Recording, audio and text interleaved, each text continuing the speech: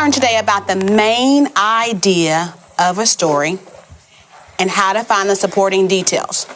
But you know how I am. I don't want you just to find the supporting details. I want you to be able to tell me why they're the supporting details.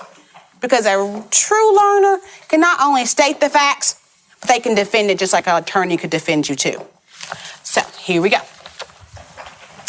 Turning your reading spiral to main idea. I think we did a main idea table.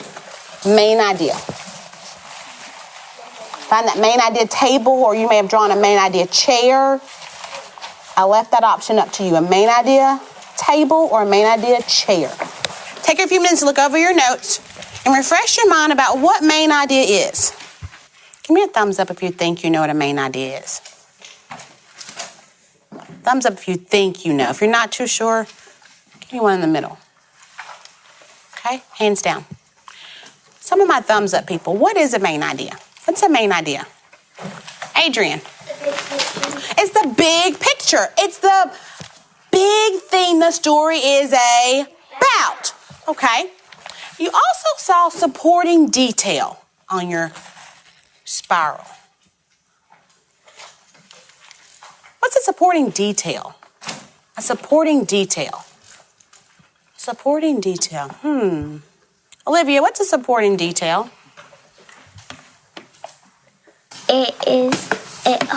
It's like a chair, like it holds the main idea up. It holds the main idea up. I love that you said that. That's exactly what a detail does. It supports that main idea. It holds it up. So today we're going to read a story about Frog and Toad. And your job is to do a little bit of visual thinking. Rachel, if you can refresh my mind about what visual thinking means. What you think you should write down. Okay, what you think you should write down. Who can expand on that a little bit more? I love what you're saying that.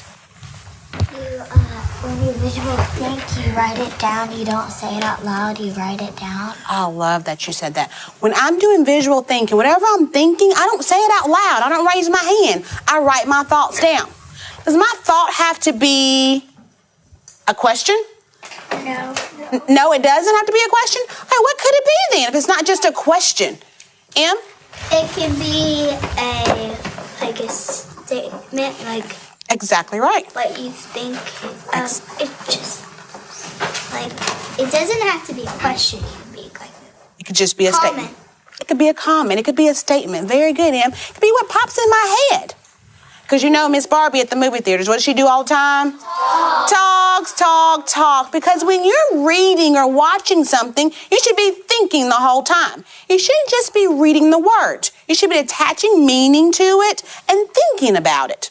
So today you're going to do a little bit of visual thinking. Inside your buckets on your table, there's a sheet, and it says Frog and Toad.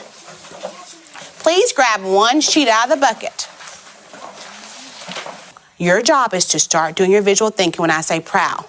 But you know how I love to have fun? It be to your best interest to make sure you think and I'm able to see it, okay? Okay, prowl. Okay, you guys ready?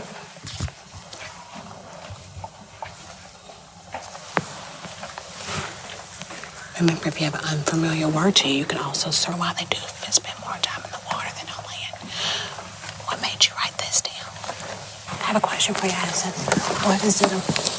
Toad has a dry, bumpy pulse. Where do you made a little note saying Toad and frogs have a lot in common. Did you find a lot in common so far? Did you find anything different about them so far? Hannah, I love that you started the very first sentence asking yourself the question so that you be thinking about that question the whole time. How do they have more in common than they have different? Now, let me ask you this. Do you think you know what the main idea is so far? What do you think it is?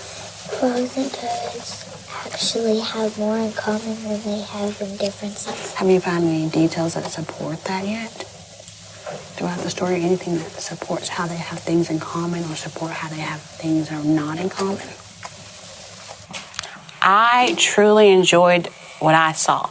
I could tell exactly what you guys were thinking. So when I came around, I didn't have to ask you, hey, Jared, what were you thinking about this? I was able to see his thoughts on his paper. A lot of you have already figured out what the main idea is, which is pretty impressive.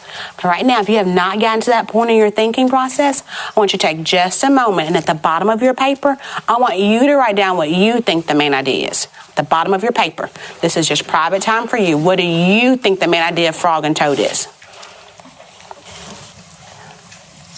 I love how Cade's writing in complete sentences. He told me the main idea is.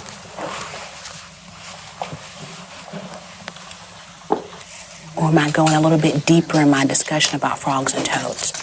Think about that when you write it down.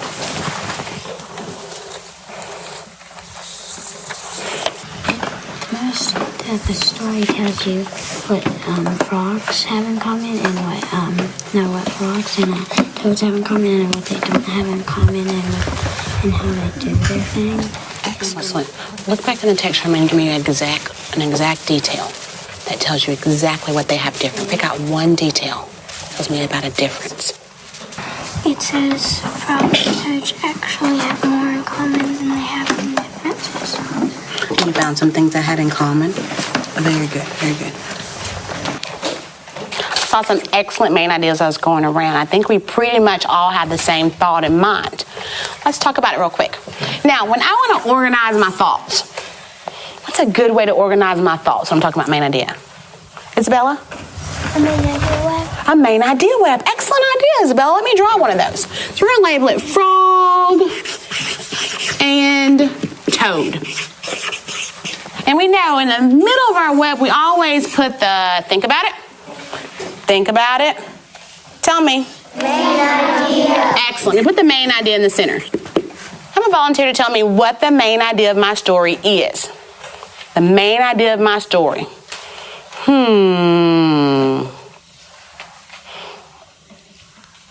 Diego, you want to tell me? They belong to the same family. Okay, so frog and toad have things in common. What else? That's not the whole main idea. That's not the big picture. It's a little bitty piece of the picture. What else? The main idea is that how frog and toads are different and alike. Excellent. Main idea is about how frog and toad have things in common and their differences. Now we're going to delve back into our text one more time. We're going to look for supporting details. I want 2 supporting details about how they're alike and 2 supporting details about how they are different. Okay, I'm going to give you 2 minutes of group time to talk about it. You may prowl to your groups. Remember, head to head, head to head. No, it doesn't say that. It doesn't really say that. It says slimy toad really doesn't make say their eggs much in batches. sense than that. Frogs lay their eggs in batches, and toads lay their eggs in long that's a good strips. difference. That's a good difference. And then Oh, that's a great one. Write that one down. Write that one down. It's an excellent one. Is that something I have in common or something that's different? In common. Go ahead and write that one down. It's an excellent fact so far. Make sure we delve back in our text and find it. When you do your text evidence, make sure you tell me which paragraph you found the evidence in. it's in paragraph 2. A frog pulled out of the water turns